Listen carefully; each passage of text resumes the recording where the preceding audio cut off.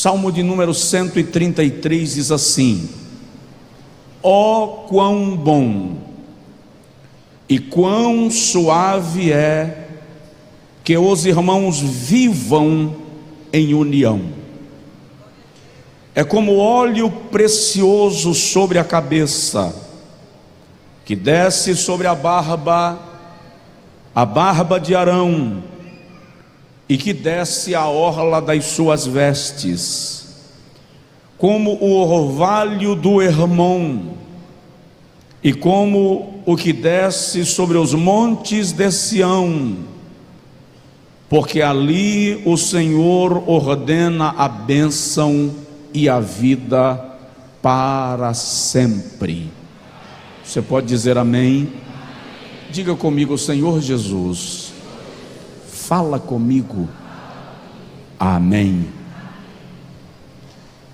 Queridos, o salmista está nesta poesia exaltando a importância da comunhão fraternal. E nisto o Senhor Jesus faz um reforço poderoso quando nos seus ensinamentos e na formação dos seus discípulos Ele os orienta a uma vida de unidade e de comunhão.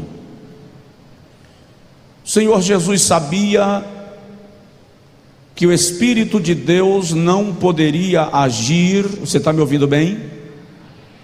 O Espírito de Deus não poderia agir onde os sentimentos de egoísmo prevalecessem em relação à prática do amor fraternal e do relacionamento cristão. Jesus chegou a dizer de maneira bastante incisiva que o mundo saberá que nós somos os seus discípulos quando nos amarmos uns aos outros. No outro texto, o mesmo Jesus ensina e diz: amarás ao teu próximo como a ti mesmo. O salmista, de uma maneira muito entusiasmada, centrada, repito, poética, anela que os irmãos vivam em união. Nós estamos num culto de celebração da ceia do Senhor. Nenhum culto é mais oportuno para falar da comunhão do corpo de Cristo do que o culto da celebração da ceia. E eu cresci na igreja numa época que no dia da Santa Ceia, se a gente estivesse brigado com alguém, magoado com alguém, a gente ia pedir perdão para então participar da mesa do Senhor. Hoje, o aviso que eu fiz há pouco, que o diga, algumas pessoas veem a Santa Ceia como um lanche qualquer. É o momento de comer um pedaço de pão e tomar um pouquinho de suco na igreja. E a gente precisa entender que a Santa Ceia tem um simbolismo espiritual poderoso, que aponta para o Calvário, que revela o nosso resgate em Cristo e nos mostra a redenção da igreja pela glorificação do nosso corpo mediante o arrebatamento. Então, se eu e você não discernirmos o corpo do Senhor, estaremos tomando a ceia do Senhor para nossa própria condenação. Orienta disto o apóstolo Paulo. E uma preocupação que cada um de nós precisa ter nesta noite em especial é como está o meu coração em relação ao meu irmão, para que eu possa comungar do corpo de Cristo, visto que o meu irmão é membro do corpo do Senhor. O salmista diz que a união é como óleo precioso que desce sobre a cabeça e que desce sobre a barba de Arão e a orla das suas vestes. Num só versículo, Davi faz menção de 3 elementos importantíssimos da cultura judaica: o sacerdote, que era a maior autoridade da religião judaica e a figura da autoridade de Deus no templo; o óleo, que fala da unção, que fala de autoridade. Todas as vezes que o óleo da unção era derramado sobre alguém, entendia-se que sobre o tal repousavam sabedoria, autoridade da parte de Deus para o exercício de uma missão especial. E o salmista faz menção da barba de Arão, que na cultura judaica simboliza respeito, dignidade, senhorio, comando, paternidade. Agora, ele diz que a união é como óleo precioso.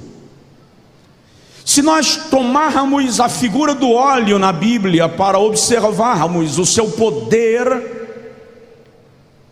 nós vamos perceber no paralelo de Davi a importância de estar em comunhão, ou de estarmos em união uns com os outros. Mesmo porque está provado em diversas esferas que a união nos torna mais fortes. E Jesus estabeleceu um princípio espiritual que não pode ser ignorado. Ele diz que um reino dividido não subsiste. Então, se não há união, se não há comunhão na sua casa, a sua casa está enfraquecida. Se não há comunhão na sua empresa, a sua empresa está enfraquecida. Se não há comunhão na igreja onde você congrega, esta igreja está enfraquecida. É como óleo precioso. Em Levítico capítulo de número 8, versículos de números 10 ao versículo 13, a Bíblia nos mostra, por exemplo, que quando o óleo precioso era derramado sobre alguém ou sobre algo, aquele algo ou alguém tornavam-se consagrados ao Senhor. Ou seja, o óleo consagrava lugares, coisas e pessoas a Deus. Se a união é como óleo precioso, subentende que não importa o quanto eu oro, não importa o quanto eu jejuo, não importa o quanto eu leio a Bíblia, se eu não estiver em comunhão, toda a minha consagração está sob questão. Muitas vezes nós pensamos que Deus está dependendo de quantas horas eu fico de joelhos, de quantas páginas da Bíblia eu leio por semana. E no entanto oro muito, e quando me levanto da oração brigo com Deus e o mundo. Jejuo demais, mas não consigo liberar perdão para aquela pessoa que me feriu. É como óleo precioso. Se nós entendêssemos a importância da comunhão, sequer subiríamos no púlpito para pregar, cantar ou tocar, se a nossa comunhão estiver comprometida. Jesus disse assim: se vieres ao altar trazer a tua oferta, e te lembrares que o teu irmão tem algo contra ti, deixa a tua oferta no altar, vai ao teu irmão e reconcilia-te com ele, e então volta e apresenta a tua oferta. Foi Jesus quem disse. De modo que a pergunta é: se eu não estou em comunhão, o meu culto está chegando a Deus? Tem alguém aí? Ah, tem. Se eu não estou em comunhão, o meu culto está chegando a Deus? É como óleo precioso. Segundo lugar, Levítico capítulo 14, eu vou ser um pouco rápido porque eu quero celebrar a ceia com muita tranquilidade. Levítico capítulo 14 nos mostra, especificamente nos versículos 17 e 18, mas eu vou citar todo o contexto do capítulo 14 de Levítico. Quando o leproso era curado da sua lepra, ele precisava ir ao sacerdote, e quando ele chegava diante do sacerdote, o sacerdote oferecia um sacrifício de sangue pelo leproso curado.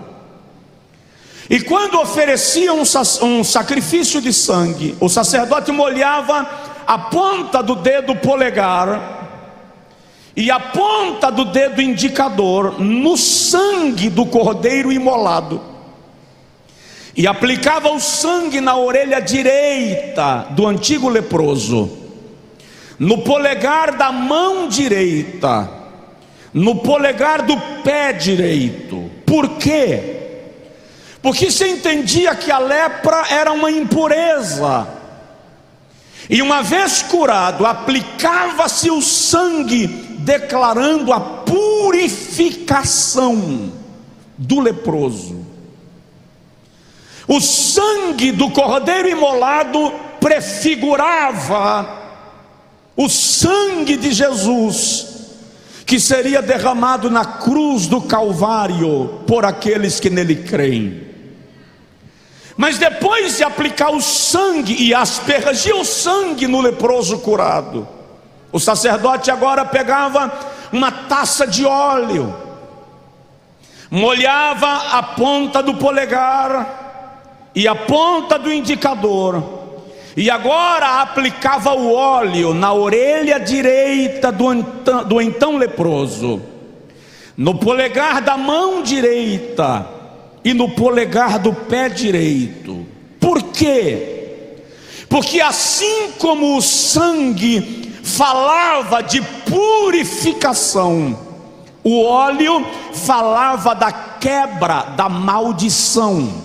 Ou seja, quando se aplicava o óleo naquele que havia estado leproso, entendia-se que a maldição da lepra estava quebrada, e agora ele estava liberado para prosperar. Presta atenção. Tem muita gente na igreja que já recebeu a aplicação do sangue na sua vida, já foi purificado do seu pecado, já foi lavado do seu passado, já pode dizer: os meus pecados foram perdoados em Jesus, mas não fizeram a aplicação do óleo, ou seja, não foram liberados para prosperar, para quebrar os laços do passado. O que eu estou dizendo com isso é: se a comunhão é como óleo precioso, significa que algumas bênçãos não serão liberadas sobre a sua vida enquanto o seu coração carregar pesar acerca de alguém. O que eu estou lhe dizendo é muito sério. Existem bênçãos retidas por causa da amargura que te escraviza, por causa do ódio que te faz amargar, por causa de um desejo de retribuição do qual você não consegue se livrar. É como óleo precioso. A comunhão te libera para prosperar. Dá uma provocada no teu vizinho e fala com ele: a comunhão te libera para prosperar. Tem gente, e eu tenho me deparado com muita gente assim: no dia que Deus me fizer prosperar, ela vai ver. Às vezes está no íntimo coração: me aguarde. Tem até um jargão bem nosso: Deus ainda vai me honrar. A sensação que a gente tem é que Deus vai me honrar para que eu consiga te desonrar, que Deus vai me honrar para que eu consiga te pisar. Presta atenção: Deus não te prospera, Deus não te dá poder para você esmagar alguém. Deus te prospera e te dá poder para você ser bênção na vida daquele que quis ser maldição na sua vida. É como óleo precioso. Sabe, enquanto eu estou pregando, eu estou orando. E eu estou pedindo a Deus que você sinta-se encorajado a se libertar da mágoa hoje à noite. Eu estou pedindo a Deus que você sinta-se encorajado a libertar-se da picuinha, da guerrinha de quintal, da briguinha interna, para desfrutar daquilo que Deus tem reservado para a sua vida. Vamos mais um pouquinho. Se é como óleo precioso. Uma mulher chegou um dia para o profeta Eliseu, e aquela mulher disse assim: o meu marido, teu servo, morreu, e tu sabes que o teu servo temia ao Senhor, e agora veio a mim o credor, e ele quer levar meus 2 filhos para servir-lhe de escravo. E Eliseu diz assim: que te hei de fazer? Dize-me que é o que tens em casa. E aquela mulher diz assim: a tua serva não tem nada em casa, senão uma botija com um pouco de óleo, com um pouco de azeite. Eliseu olhou para aquela mulher e disse: é só disto que nós precisamos para que haja um milagre. Volta para casa, entra na tua casa, fecha a tua porta, tu e teus filhos, despeja o azeite nas vasilhas vazias. E a Bíblia diz que aquela mulher viveu um grande milagre por causa do óleo. A comunhão pode ser o que falta para um grande milagre na sua casa. A comunhão pode ser o que falta para um grande milagre no seu casamento. A comunhão pode ser o que falta para um grande milagre na vida do seu filho e da sua filha. A comunhão pode ser o que falta para a restauração da paz em tua casa. O problema é que nós valorizamos muito os sacrifícios espirituais e ignoramos o princípio da obediência.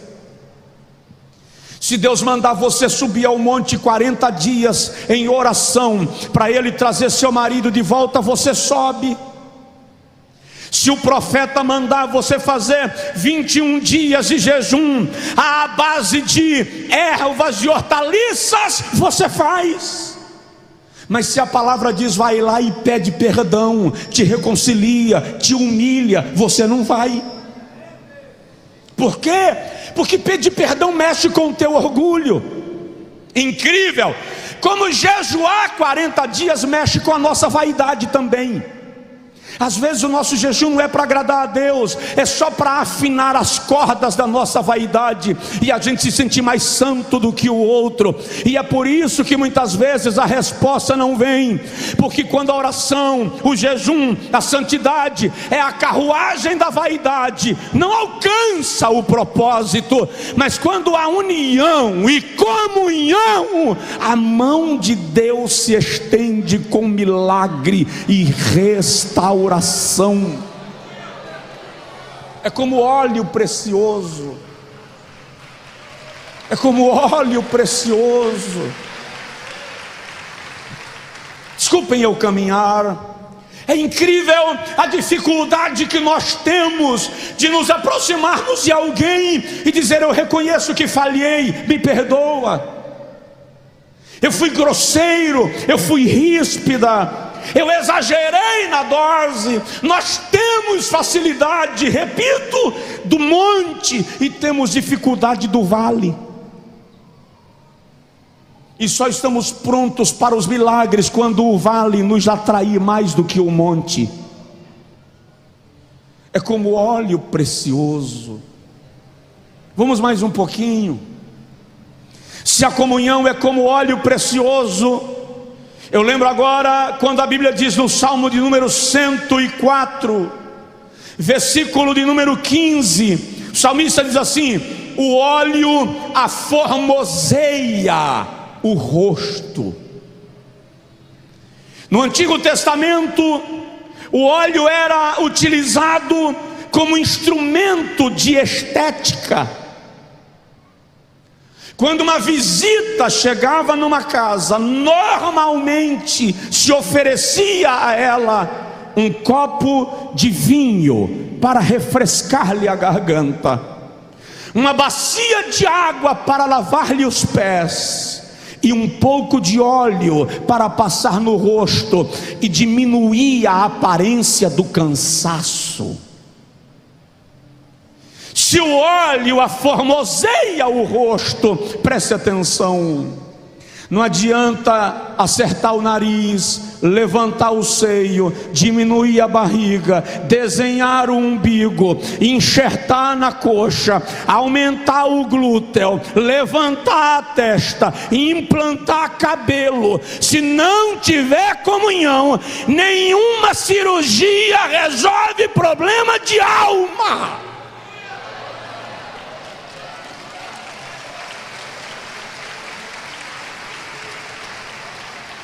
Nenhuma cirurgia resolve problema de alma. É preciso comunhão. Queridos, o diabo não precisa de mais nada para arrebentar com a igreja da minha geração. Ela oferece tudo a ele. Ela é desunida, egoísta, política, interesseira, territorial.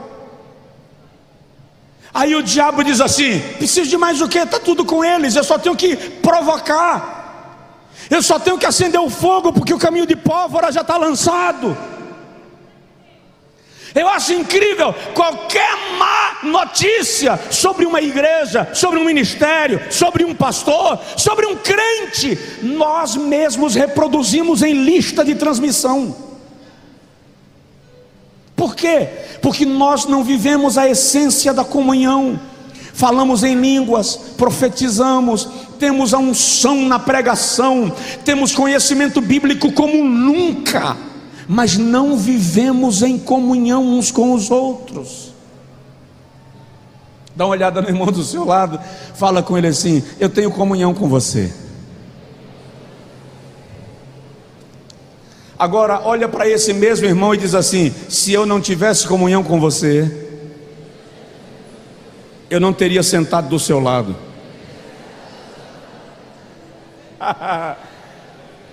É muito fácil. Quantas vezes o pregador diz assim: olhe para o irmão do seu lado e diga: eu te amo em Cristo Jesus. E você olha e diz: é fácil, porque aquela pessoa que você não vai muito com a cara dela, quando você percebeu a fila que ela está sentada, você mudou de fileira.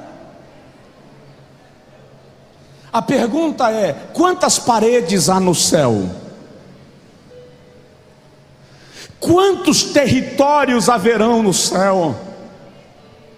Será que lá vai ter o céu dos assembleanos, o céu dos batistas, o céu dos metodistas, o céu do levita, o céu do pastor, o céu do membro, o céu para mim e o céu da pessoa que eu não gosto? Sim ou não?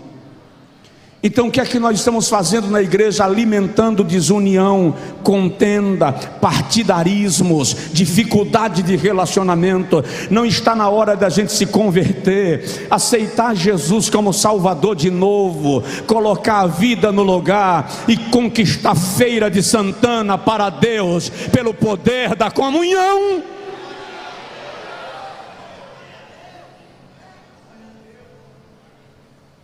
Eu já vou terminar. É como óleo precioso. Diga comigo, é como óleo precioso. A Bíblia diz que quando Samuel terminou de ungir a Davi, 1 Samuel 16:3, e tendo Samuel acabado de ungir a Davi, o Espírito do Senhor se apoderou dele e não o deixou mais. Se o irmão leu o versículo de número 1, o Senhor diz a Samuel assim: pega o teu vaso de azeite, pega o teu chifre de óleo e vai à casa de Jessé, porque lá eu me provi de um rei. E quando o óleo é derramado sobre Davi, o Espírito do Senhor se apodera dele. Por que será que a gente só pensa na unção daquele ponto de vista místico, do ponto de vista do mistério? Sapateou, fala em línguas. Você viu como meu pastor pregou bem hoje? Estava na unção, com o coração carregado de amargura. Estava na unção, estava no óleo de soja. Porque o óleo da comunhão é que te torna casa de Deus, propriedade de Deus, morada de Deus. Preste atenção: quem se parece com Jesus não conserva ódio no seu coração. Ai, até a minha costela doeu. Vou repetir: quem se parece com Jesus não conserva ódio, amargura e ressentimento no coração. Se você está conservando, está na hora de fazer uma cirurgia espiritual. Agora sim, consertar a alma, colocar esse trem no lugar e dizer para Deus: trabalha aqui, tira o cascão da minha alma e me ensina a amar. Aleluia. Você vai tomar a ceia hoje, mas você não está falando com a tua filha. Você vai participar da ceia hoje, mas você não está falando com o teu filho. Você vai participar da ceia hoje, mas você não está falando com o seu colega de ministério. Você vai participar da ceia hoje, mas você está inimigo da tua mulher, inimigo do teu marido. Está certo isso? Tá, eu sei. Isso é um culto de domingo à noite, pastor. Eu sei. Se fosse numa igreja onde eu não sou o pastor, acredite, eu não pregaria essa mensagem domingo à noite. Mas essa é a igreja onde eu pastoreio. Então eu estou trazendo uma palavra pastoral, porque o seu coração precisa ser tratado, curado, restaurado, perdoar, para sair daqui esta noite desfrutando do milagre que Deus tem para a sua vida. Aleluia. Eu fui convidado para orar por uma pessoa em estado terminal. Já fazem alguns poucos anos, uns 3 ou 4 anos.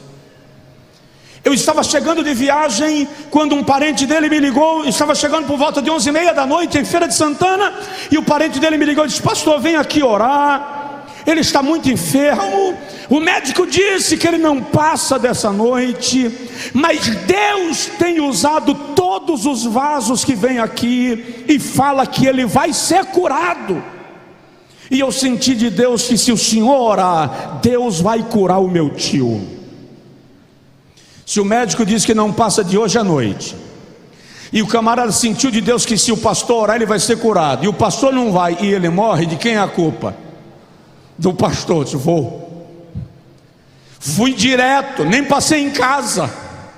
Fui bater na casa da família. A família estava na sala, umas 15 pessoas. A mãe do paciente entrou comigo no quarto para orar. E eu saudei e conversei rapidinho, muito cansado. Mas quando eu comecei a orar, o Senhor me disse claramente: não peça para que eu o cure, porque eu vou levá-lo. Só que a mãe dele tinha me dito antes da oração: pastor, Deus já usou diversos vasos que vai curá-lo. Quando Jesus disse isso, eu perdi o ritmo da oração, eu não sabia mais pelo que orar, porque eu fui psicologicamente pronto para orar para Jesus curar, porque o sobrinho disse: eu sinto que se o senhor orar, Deus vai curar. Jesus vem e desmantela a minha oração. Aí eu fico assim: Senhor, porque a tua vontade tem que prevalecer, porque o Senhor é bom, faz a tua vontade, Senhor, e tal. Quando eu terminei de orar, a mãe dele, uma anciã de uns 70 anos, lúcida, de um discernimento extraordinário, ela percebeu que eu mudei a oração.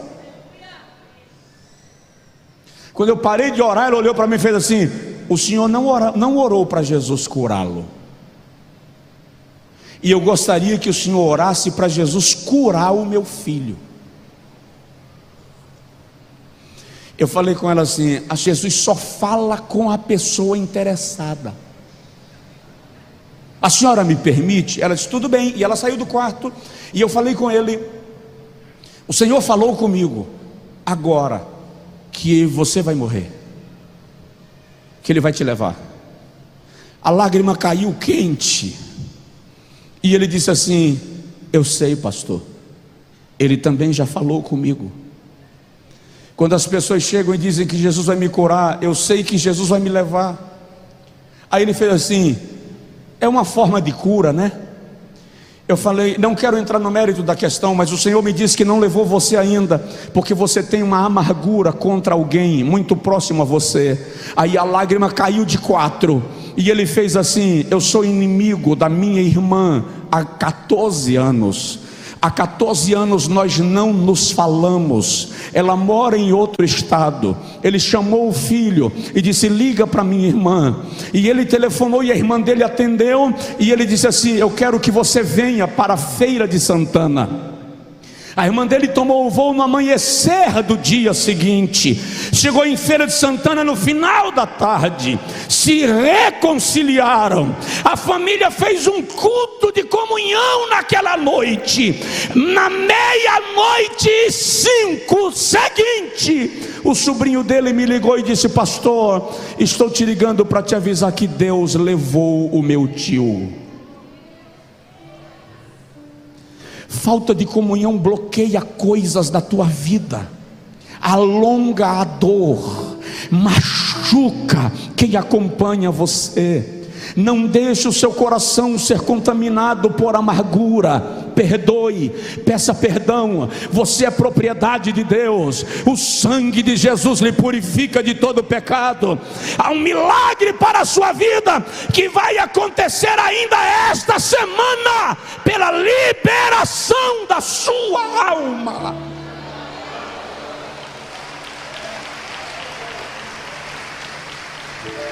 É como óleo precioso. Diga comigo: é como óleo precioso. Aí o salmista diz, eu deixei a Bíblia lá embaixo. O salmista diz: é como o orvalho do Hermon. Diga comigo: comunhão é como o orvalho do Hermon. Aí o salmista diz assim: porque ali o Senhor ordena a bênção e a vida para sempre. Por que Davi diz isto? O Monte Hermon é um dos mais belos da geografia bíblica. Nós vamos fazer uma viagem para Israel ano que vem, tá? E eu vou colocar o Monte Hermon na lista. É um dos mais belos da geografia bíblica. Ele pode ser visto de todas as partes da Palestina. Vou lhe explicar por que o salmista diz: ali o Senhor ordena a bênção e a vida para sempre. No período do inverno, O Monte Hermon é coberto por uma camada de névoa, de gelo. E ao longo do inverno, o gelo sobre o Monte Hermon forma uma placa sólida de gelo, que quando o inverno vai embora e o sol aparece, aquele bloco enorme de gelo vira um espelho e reflete toda a paisagem ao redor do Monte Hermon. E à medida que o sol aquece, o Monte Hermon vai dissolvendo em dezenas de córregos de água cristalina. É ali que nasce o Rio Jordão. Por isso que o nome Jordão significa aquele que desce, porque o Rio Jordão nasce no Monte Hermon pelos córregos de águas cristalinas que compõem o leito do rio.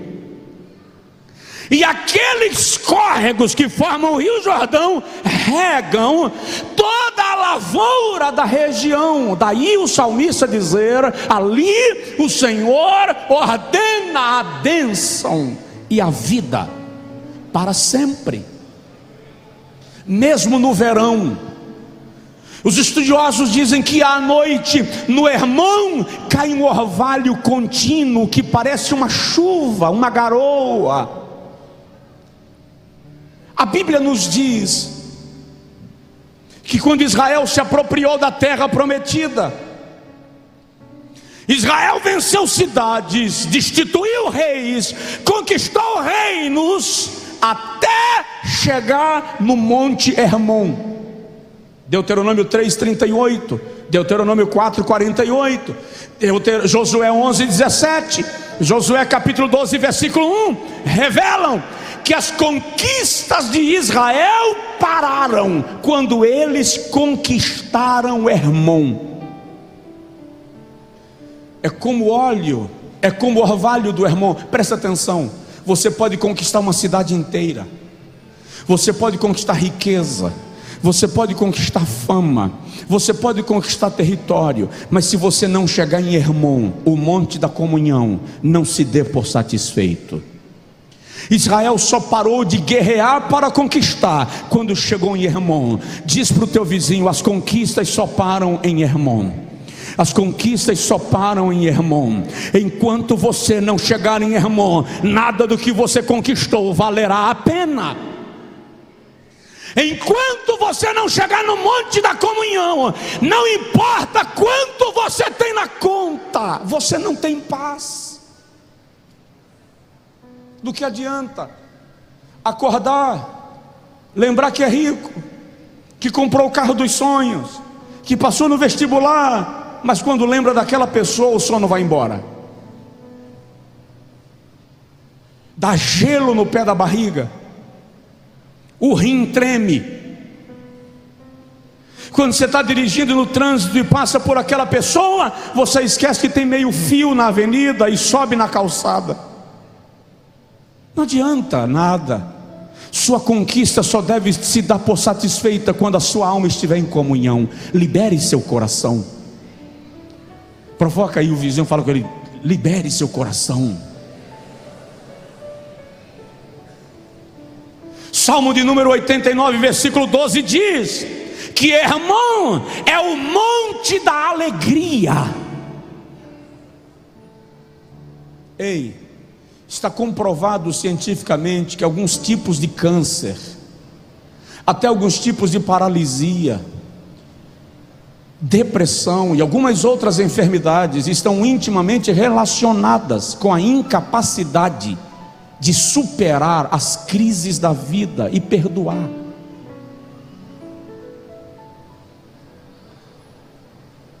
Libera seu coração. Aquilo que você não consegue se livrar, coloca no colo de Deus.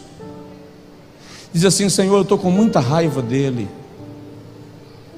Senhor, eu estou com muita raiva dela. Pode ser honesto? Você pode até dizer assim: Senhor, eu queria esganar ele, eu queria esmagar, mas eu preciso que o meu coração seja liberado para que eu cresça. Eu preciso que a minha alma seja liberada para que eu alcance o teu propósito. Cantares 4 diz que Hermon é o monte do amor conjugal. O monte do amor conjugal. Ou seja, a família só se solidifica onde há comunhão. Se não há comunhão, não adianta vender fantasia e fachada. É preciso haver união no meio do povo de Deus. A igreja não desfruta do que Deus tem para ela enquanto ela não estiver em comunhão. Eu estava orando essa semana Colossenses 2:9 e dizendo a Deus: aumenta o nosso amor. Paulo diz assim: e esta é a minha oração, que o vosso amor aumente mais e mais. Nós precisamos de um avivamento de amor, de um avivamento de comunhão. Nós precisamos que o nosso coração seja confrontado pelo Espírito Santo da graça, porque é muito incrível como nós conseguimos crer que Deus perdoa alguém, mas nós não conseguimos perdoar alguém que Deus já perdoou. E preste atenção, quando eu me nego a perdoar alguém que Deus já perdoou, eu estou dizendo que eu sou mais importante do que Deus. Quando eu me nego a perdoar alguém que Deus já perdoou, eu estou dizendo que eu tenho mais razões do que Deus. Quando eu me nego a perdoar alguém que Deus já perdoou, eu estou dizendo que Deus está errado e eu estou certo. Igreja, há um milagre para a nossa vida, e esse milagre vem pela comunhão. Às vezes aquilo que você está pedindo a Deus de madrugada, Deus está pedindo para você de manhã. Você está numa campanha de 30 dias de oração e Deus está dizendo: eu só preciso de um ato seu para resolver isso. Eu vou citar um exemplo bíblico e nós vamos orar. Gênesis 26 diz que quando Abraão morreu, ele deixou para Isaac um poço no deserto. Só que os pastores de Abimeleque vieram e enterraram o poço de Isaac. Você está me ouvindo bem? Diga amém. Enterraram o poço de Isaac e disseram: esse poço é nosso, então vai embora daqui. E Isaac foi embora para dentro do deserto, e quando chegou mais longe, a Bíblia diz que ele cavou outro poço, e o outro poço deu água. Aí os pastores de Gerar vieram e disseram: vai embora, porque essa terra é nossa, então o poço também é nosso. Isaac foi embora para mais dentro do deserto, e chegou lá, cavou outro poço e deu água. E quando os pastores de Gerar souberam, foram ao encontro de Isaac e disseram: esse poço é nosso, porque essa terra é nossa, você está morando muito perto de nós, vaza daqui. E Isaac foi embora para mais dentro do deserto e cavou outro poço. Aí o texto diz: mas agora o poço não deu água. E está escrito na Bíblia que todos os dias, no final da tarde, os servos de Isaac chegavam-se para ele e diziam: Senhor, não encontramos água. E uma leitura detalhada de Gênesis 26, pastores, vai revelar que Isaac está preocupado porque não tem água, e o gado precisa de água. Quando Isaac percebeu que a coisa era grave, está escrito na Bíblia que ele mandou chamar Abimeleque. Quem é Abimeleque? Abimeleque é o cara que entulhou o primeiro poço dele. E Abimeleque veio com a sua comitiva.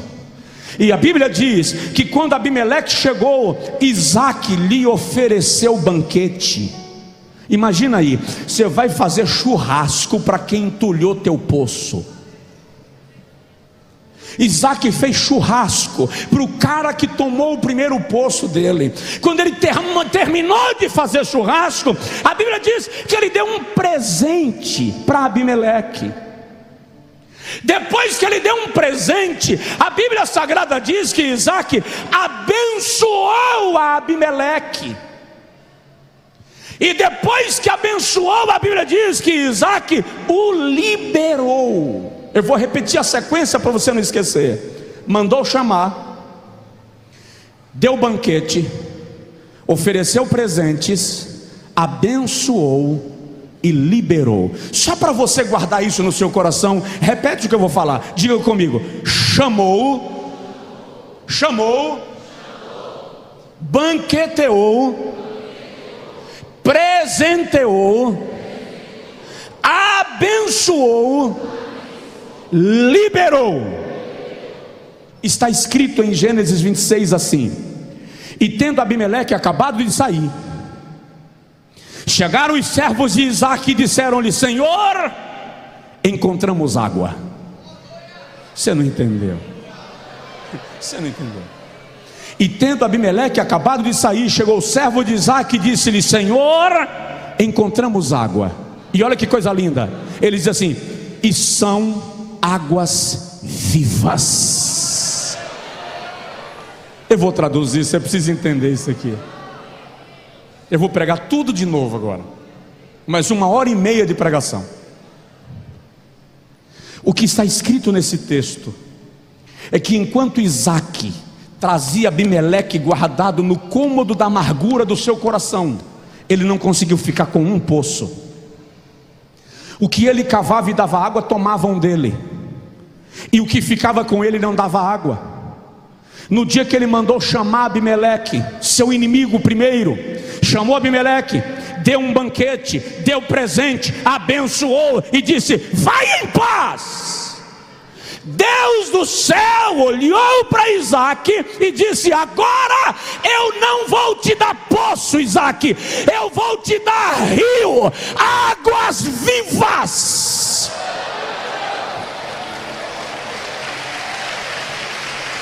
Água viva ali, irmão, é a nascente de um rio. Enquanto você guarda Abimeleque no coração, o poço que você cava dá água, mas alguém te toma. E aquele que ninguém te toma é porque não deu água. No dia que você liberar Abimeleque, Deus vai olhar para você e vai dizer: enterraram teu poço, eu quero ver quem enterra rio. Eu vou te dar um rio, porque quando você está pronto para regar o território dos outros, você está em condição de receber rio.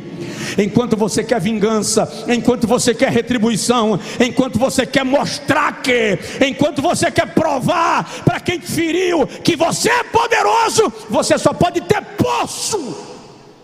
No dia que você está disposto a regar o território dos outros, Deus olha para você e diz: agora eu posso te dar rio, porque você deixou o egoísmo de lado, a vingança de lado, a amargura de lado, e agora você vai ser bênção na vida de outras pessoas. Fica de pé, por favor, quem puder, em nome de Jesus.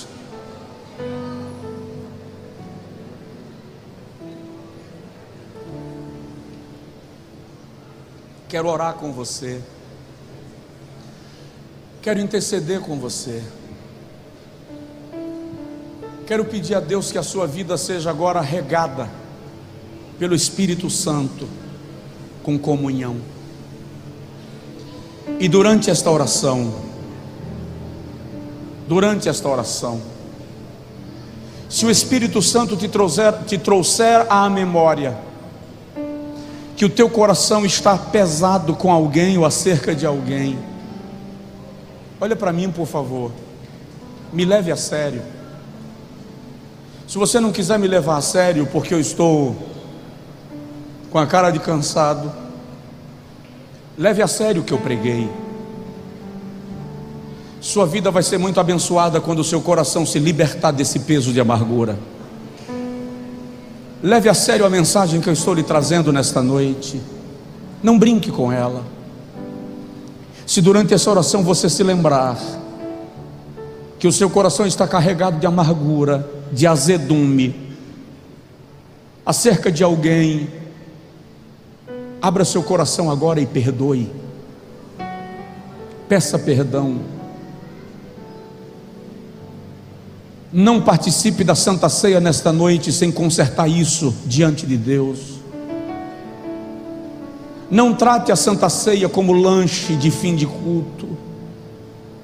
É um banquete de comunhão, é um banquete de coinonia. O Senhor quer tratar com a tua alma. Se a pessoa com quem você está ferido, magoado, magoada, não estiver aqui, e se você não puder se comunicar com ela agora, onde você estiver, coloque essa pessoa no colo de Deus. E depois do culto ou amanhã você faz uma ligação e resolve isso. Não carregue na carona alguém que você não precisa transportar como fardo. Se a pessoa que você está magoado, magoada, que seu coração está travado, você não tem contato, não tem como se comunicar, às vezes já até morreu. Ixi, pastor, alguém com raiva de quem já morreu? Ah, já me deparei com tanta gente assim. Se essa for a sua condição e você tiver disposição para isso, saia do seu lugar, ajoelhe aqui diante do altar e diga para o Senhor: eu estou conduzindo essa pessoa ao teu altar e eu vou sair daqui hoje livre, curado e restaurado. Eu preguei sobre perdão um dia no Rio de Janeiro. Depois do culto, uma irmã me procurou, uma irmã bem branca, a pele bem clara, e ela estava vermelha, feito um pimentão maduro. E ela disse em lágrimas: pastor, o que eu faço? Porque eu tenho ódio de alguém. E o ódio dela saiu tão odioso que eu senti a seiva do ódio. E eu disse para ela: minha irmã, a irmã não consegue se aproximar dessa pessoa, abrir o coração, perdoar e ser perdoada. Ela disse: pastor, a pessoa que eu tenho tanto ódio é o meu marido. Eu disse: mais uma razão, deve ser muito chato ter que dormir com uma pessoa que quando a senhora olha de lado, a senhora deseja transformar numa caveira. Ela disse: pastor, o meu marido já morreu há 8 anos.